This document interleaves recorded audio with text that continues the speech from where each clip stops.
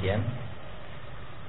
Nah, kalau begitu kita akan mulai mukaddimah kajian kita di sore hari ini, dan kajian sore hari ini hanya sebatas mukaddimah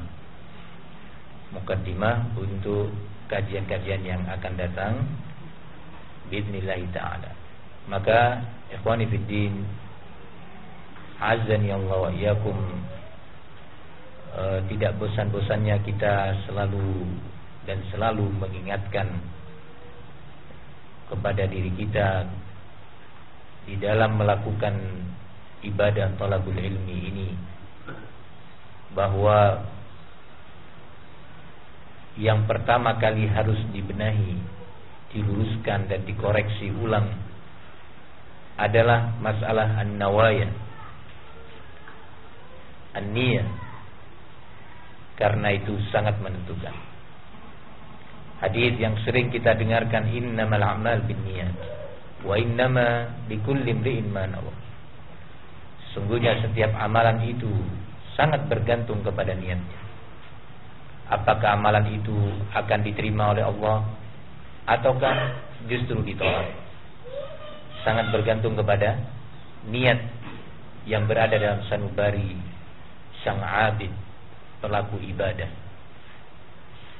Apakah amalan itu akan menjadi amalan yang syar'i atau justru amalan yang dinyatakan tidak sah? Sangat bergantung kepada niat.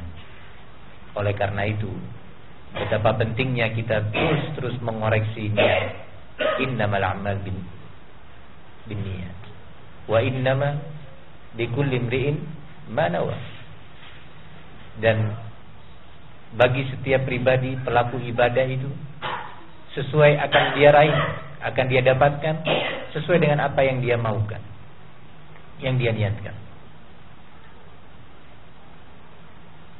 Lebih tepatnya Rasulullah SAW terkait dengan talabul ilmi ini mengatakan, man ta'allama ilman mimma yubtagha bihi wajhullah la yata'allamuhu illa liyusiba bihi 'aradan minad dunya lam yajid 'arfal jannati yaumal qiyamah.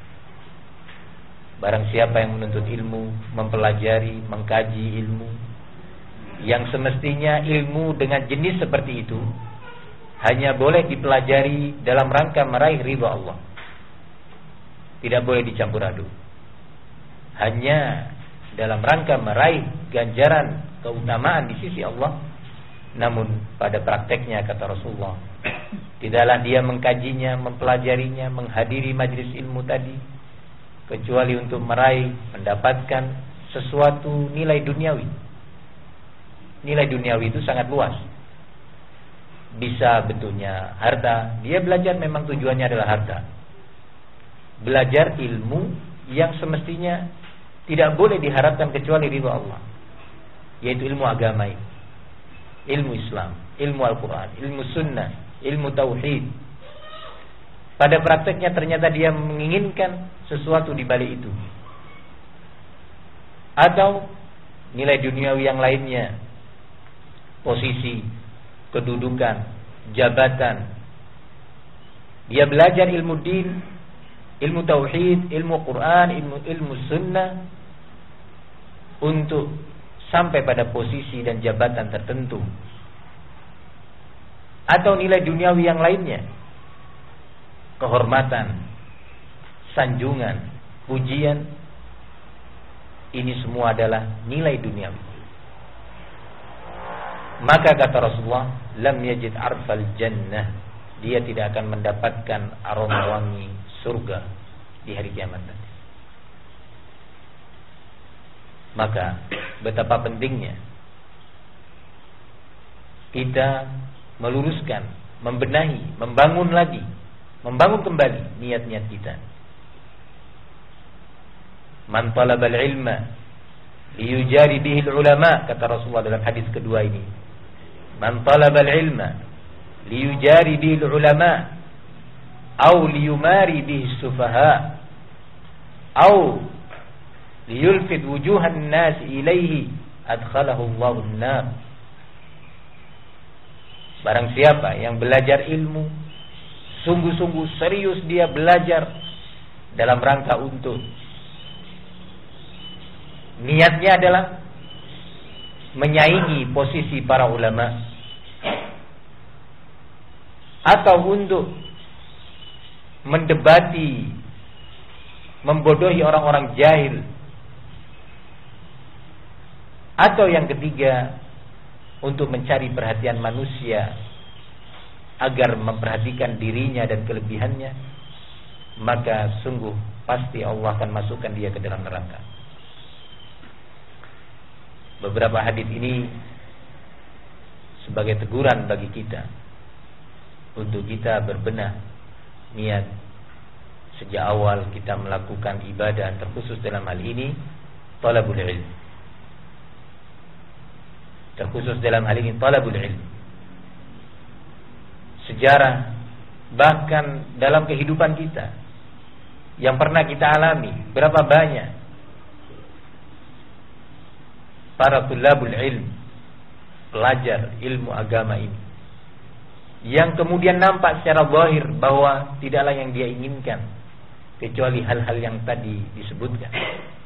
Nampak entah itu harta yang dia inginkan, sehingga dia sangat berambisi untuk mencari gelar-gelar kesarjanaan dalam ilmu agama untuk mendapatkan nilai-nilai duniawi dalam bentuk harta. Telah nampak dan ada terwujud yang seperti ini. Atau yang kedua, menginginkan posisi, kedudukan, sanjungan dengan meraih gelar-gelar kesarjanaan dalam bidang agama ini, atau walaupun tanpa gelar-gelar kesarjanaan, bangga ketika dinyatakan dirinya sebagai murid fulan dari kalangan ulama, syekh fulan. Ini ternyata membawa dampak negatif baik terhadap dirinya ataupun dampak negatif terhadap umat, terhadap dirinya ketika di dunia, dan tentunya kalau tidak Allah ampuni dia ketika di akhirat nanti, dampak negatif yang jauh lebih besar. Para hadirin ikhwani fid din rahimani wa rahimakumullah. Kemudian di antara bentuk, tanda-tanda, alamat keikhlasan seorang hamba di dalam melakukan ibadah, apa saja ibadah itu, di antara tanda-tandanya adalah kesabaran. Sabar merupakan tanda, rumus, alamat keikhlasan pelaku ibadah tersebut. Seorang yang niatnya hanya mengharapkan ridha Allah, seorang yang niatnya ketika belajar ilmu ingin beramal dengannya, ingin meningkatkan takwanya, imannya, dia akan bersabar, continue, istiqamah di atas amalan tersebut. Dan terkait dengan sabar ini pula yang merupakan tanda kemurnian niat dan keikhlasan seorang hamba adalah dia tidak terburu-buru di dalam belajar, tidak tergesa-gesa ingin meraih hasil tertentu yang dia impikan. Dalam waktu tercepat dan terdekat dia telah menjadi seorang alim. Dengan waktu yang tercepat dan tersingkat dia ingin bisa baca kitab dengan cara yang instan. Bagaimana caranya dia bisa memahami Al-Quran dan hadis? Biasanya sikap tergesa-gesa dan terburu-buru ini menunjukkan bahwa pelaku ibadah tersebut tidak memurnikan niatnya dan keikhlasannya hanya karena Allah, dan cenderung ujung-ujungnya dia tidak sabar dan terhenti. di antara bentuk alamat dan tanda keikhlasan seorang hamba adalah al-mujahadah. Di samping sabar adalah al-mujahadah. Al-mujahadah itu maknanya adalah kesungguhan, upaya yang serius di dalam melakukan ibadah tersebut. Apapun bentuk ibadah yang dia lakukan, termasuk topik kita kali ini adalah talabul ilmi. Al-mujahadah, kesungguhan untuk melawan segala rintangan, segala tantangan, sesuai dengan tingkat keikhlasan seorang hamba, maka akan muncul tingkat mujahadah yang sama. Ketika keikhlasan itu meningkat mutu dan kuantitasnya, maka mujahadah pun akan menyertainya, kesungguhannya, keseriusannya, upayanya. Upaya itu, mujahadah tersebut berbeda dari satu orang kepada orang yang lain, sesuai dengan tingkat perbedaan apa? Keikhlasan.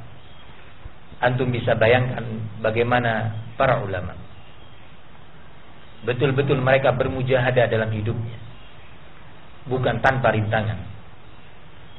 Rintangan dari intern fisik dia, tubuh dia, rintangan dari lingkungan keluarga, rintangan dari lingkungan masyarakat, lingkungan atau rintangan dan halangan dari kondisi alam dan yang lainnya. Contoh yang pertama tadi, rintangan yang muncul dari tubuh seorang yang bisa kita sebutkan dalam kesempatan singkat ini adalah musibah yang menimpa salah seorang ulama kita, salah seorang ulama Islam di masa ini, menimpa kepada beliau di saat beliau sedang dalam proses belajar dan semangat-semangatnya belajar, yaitu penyakit kebutaan menimpa Syekh Abdul Aziz Ibn Abdullah bin Baz rahimahullah. Disebutkan dalam riwayat bahwa beliau itu ditimpa oleh penyakit buta pada umur yang masih belia, yaitu kurang lebih 18 tahun. Yakni anak-anak kelas 3 SMA. Bukan beliau buta ketika umur beliau sudah 60 tahun. Setelah banyak menuntut ilmu, belajar dan membaca.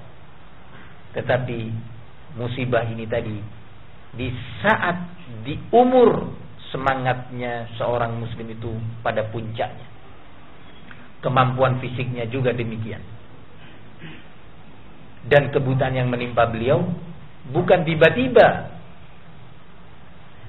tetapi melalui proses yang cukup menjadi rintangan bagi beliau dalam belajar.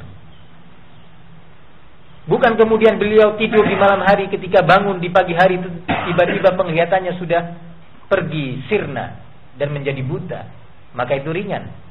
Dia bangun tidur tiba-tiba buta. Tidak mengalami proses kebutaan itu tadi, tetapi menimpa kepada beliau proses yang panjang,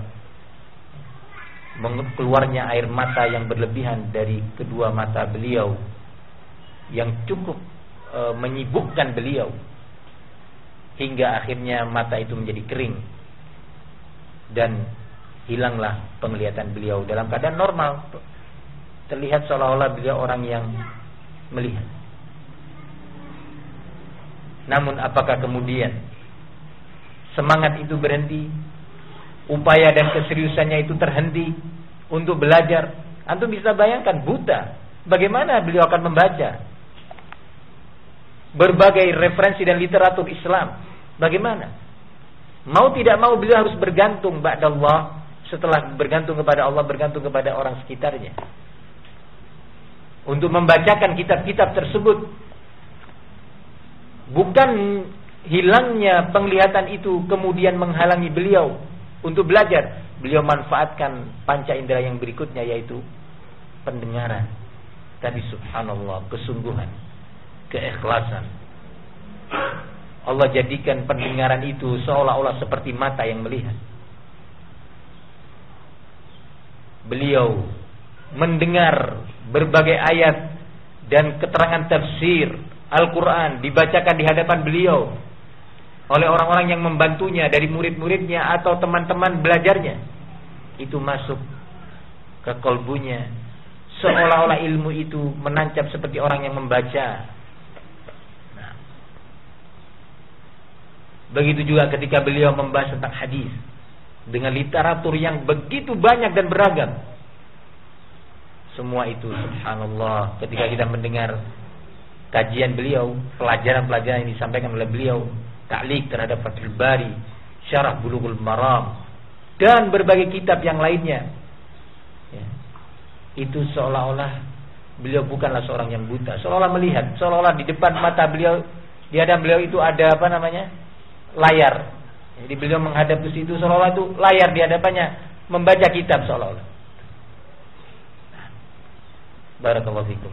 Dan ketika beliau telah terposisikan pada posisi yang Allah muliakan tadi sebagai seorang alim, yang di sekitar beliau adalah para ulama kibar yang mengambil faidah beristifadah kepada Syekh Abdul Aziz bin Baz rahimahullah, Syekh Al-Utsaimin.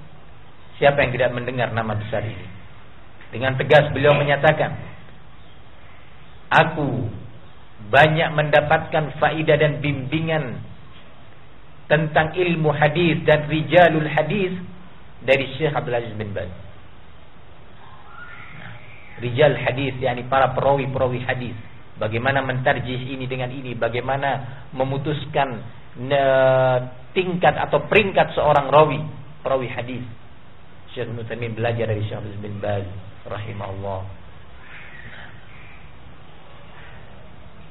Ikhwani fiddin, maka al-mujahadah itu sangat menentukan dan sekaligus sebagai lambang keikhlasan seorang hamba. Ketika mujahadah seorang itu menurun, sebagai pertanda bahwa keikhlasan dia pun menurun dan menurun. Belum lagi adanya kendala-kendala dari luar. Antum bisa bayangkan kalau antum ditimpa oleh kebutaan, waliyadzubillah, salah seorang kita, apa yang akan dia lakukan? Dia akan duduk di rumah menunggu datangnya tamu yang mengunjungi dan mendoakan, Allah yashfik, tahur insyaallah, kenapa sakitnya, gimana prosesnya. Dia senang dengan itu, tetapi semangat untuk thalabul ilmi mungkin terhenti. Dan orang pun di sekitarnya mengatakan, iya, pantas dia sudah buta, sulit. Dan itu lumrah. Memaafkan atau memberi uzur. Tetapi Syekh Abdul Aziz bin Baz tidak demikian. Tidak menunggu belas kasih orang atau ucapan-ucapan doa saja, tetapi beliau bangkit berbuat sejak umur 18 tahun itu, belajar ya, hingga Allah jadikan beliau orang besar, membimbing umat, mengarahkan, memberi fatwa-fatwa kepada umat tentang berbagai urusan yang menimpa mereka. Ikhwani fiddin rahimani wa rahimakumullah, semisal ini terjadi tidak hanya kepada beliau, tetapi mujahadah itu yang kemudian menjadikan mereka dengan izin Allah sebagai orang-orang besar. Tentunya tadi sudah saya sebutkan ada kendala-kendala dari luar. Kendala keluarga.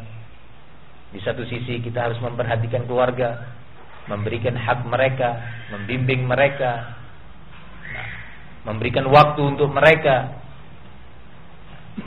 Tapi di sisi lain kita dituntut untuk melakukan ibadah thalabul ilmi. Di sini butuh mujahadah. Tidak kemudian kita melakukan satu ibadah tertentu, meninggalkan ibadah yang lainnya, atau apalagi sampai menzalimi hamba-hamba Allah. Begitu juga istri, semangat belajar adalah suatu hal yang baik, tetapi tidak kemudian hal itu sebagai alasan untuk mengabaikan hak-hak orang lain, terkhusus dalam hal ini suami. Suami juga demikian, bagus, terpuji sikap mujahadah, berbagai rintangan dihadapi, tetapi bukan berarti itu sebagai alasan yang dibenarkan untuk mengurangi hak orang-orang yang harus dia tunaikan haknya. Nah, maka semuanya harus berimbang. Semuanya harus berimbang, berjalan. Dan itu membutuhkan apa? Mujahadah, perjuangan. Dan memang hidup kita di sini yang semuanya adalah ibadah, tujuan diciptakannya kita adalah ibadah, semua itu membutuhkan mujahadah, perjuangan, pengorbanan, kesungguhan. Telah berlalu orang-orang besar dan tetap besar hingga hari ini mereka. Karena ketika hidup mereka betul-betul bermujahadah. Antum baca sejarah mereka. Antum baca bagaimana mereka dahulu berjuang di dalam melakukan talabul ilm. Maka dari itu, hal ini sangat penting. Kalau tadi saya sebutkan, kita memilih waktu, apakah kita mau di pagi hari ataukah di sore hari. Kalau sore hujan, kalau pagi nanti begini. Semua itu kendala. Kenapa kita diskusikan? Karena memang kita menyadari kelemahan iman kita, kelemahan keikhlasan kita dan kesungguhan kita. Berbeda dengan orang-orang besar tadi. Nah, berbeda dengan orang-orang besar tadi. Nah, barakallahu fikum. Kalau kita sebutkan bagaimana mujahadahnya mereka, sungguh suatu hal yang sangat menakjubkan dan sebagai cambuk bagi kita. Di dunia ini telah berlalu juga orang-orang yang sebaliknya, mereka tidak bermujahadah dalam urusan agama, tidak serius dalam urusan din, tidak bersungguh-sungguh menghadapi berbagai rintangan di dalam thalabul ilmi. Ya, mereka pun sudah berlalu, wafat, sama-sama wafat. Ini hamba yang tadi jenis pertama wafat, jenis yang kedua juga sudah wafat. Nah, masing-masing ada di dalam kubur. Hanya saja yang pertama tadi hidup di dalam kuburnya dalam pengertian hidup yang khusus terkait dengan cara hidup mereka di alam barzakh, dan ajr itu terus mengalir kepada mereka, ganjaran terus sampai kepada mereka, ya, dengan dimanfaatkan ilmu mereka. Antum bisa bayangkan ketika salah satu kitab beliau-beliau ini tadi dibaca oleh kita di masjid ini, yang di masjid sana, yang di kota sana, yang di negeri sana, yang di negara sana, yang di benua sini, membaca kitab-kitab beliau. Subhanallah, ternyata mereka orang-orang besar di saat hidupnya dan besar ketika mereka telah mati. Tapi berapa banyak hamba-hamba Allah, mereka kecil di saat mereka hidup, hina mereka di bawah rongrongan hawa nafsunya, ambisinya, dan setelah mati pun demikian mereka tetap menjadi orang-orang kecil. Orang terkaya pun di kampung kita, di kota kita, yang telah wafat, kemana mereka? Ketika mereka tidak berbekal dengan ilmu, kemana mereka sekarang? Nah, barakallahu fikum. Apakah disebut nama-nama mereka dengan sebut pujian? Mana manfaat mereka? Tetapi orang-orang yang berilmu, yang bermujahadah, serius, ikhlas, mereka hidup terus, hidup ilmunya dimanfaatkan oleh umat. Maka kita ini bagian dari sejarah kehidupan kita, 40, 50, 60 tahun, 70 tahun, bagian daripada sejarah itu. Tergantung kita memilih, kita akan menghiasi dan mengakhiri sejarah kita dengan yang terbaik, dengan iman, ikhlas, mujahadah, ilmu, dakwah, tarbiyah, atau yang berlawanan dengan itu. Maka kita pun akan sampai pada garis akhir, finish, batas akhir kehidupan kita. Ini masuk kubur, ini masuk kubur. Selesai, sama-sama selesai. Maka dari itu, ikhwani fiddin, memang thalabul ilmi itu amalan yang besar, sehingga karenanya membutuhkan jiwa yang besar, membutuhkan keikhlasan dan keimanan yang besar, membutuhkan mujahadah yang sangat besar. Di antara bentuk mujahadah yang ini nanti saya harapkan tentunya, baik di keadaan ketika kita di majlis, di masjid, ataupun sesudahnya, yaitu mencatat ilmu. Bisa mencatat seperti sebagian teman sekarang ini. Bagi yang diberi kemampuan untuk mencatat, ada sebagian ikhwan tidak terbiasa mencatat saat materi disampaikan, namun diharapkan dia bisa mencatatnya di rumah, merapihkannya. Antum perhatikan barakallahu fikum bagaimana para ulama kita menjaga ilmu. Ya, cukup berat. Berjuang mereka. Berjuang.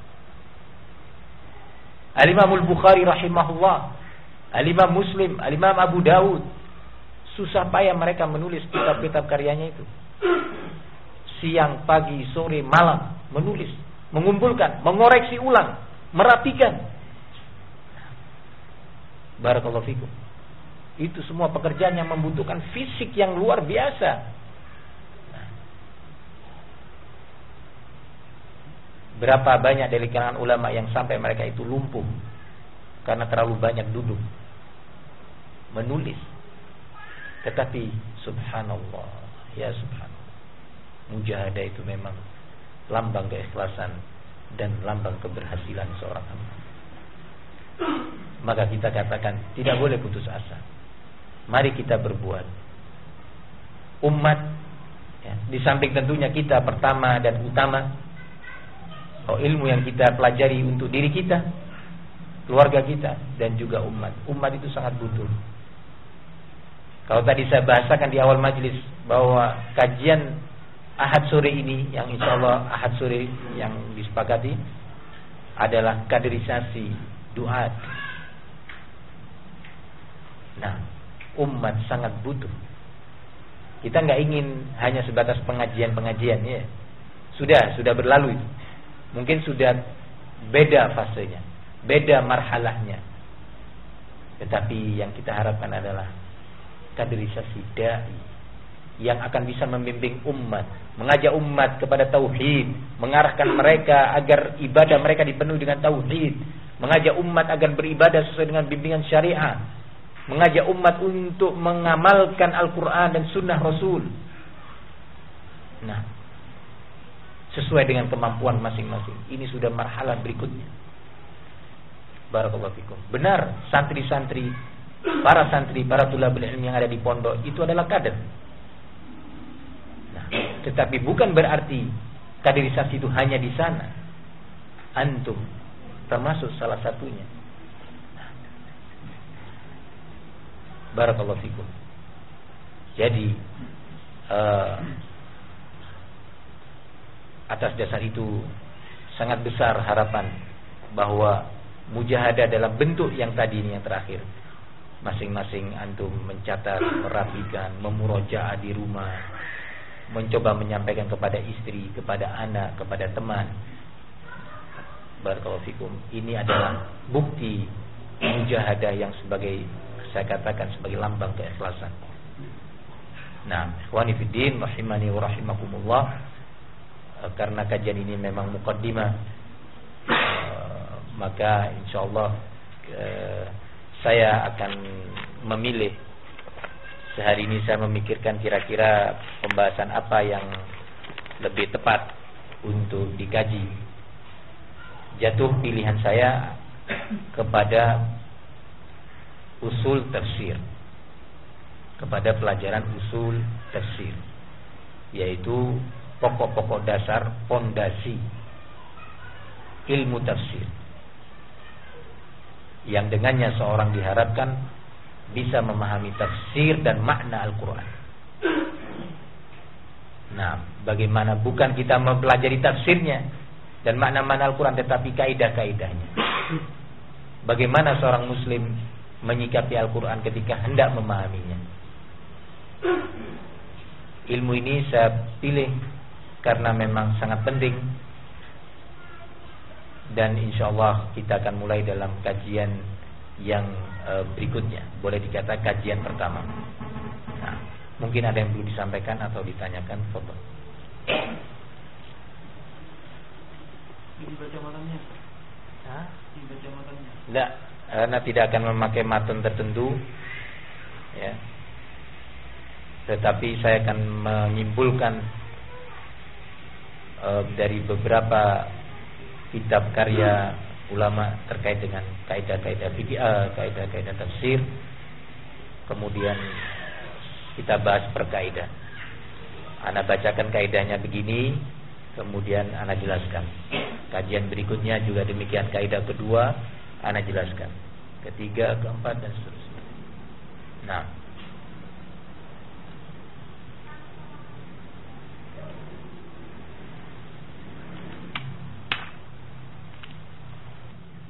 ada masukan, pertanyaan, usulan?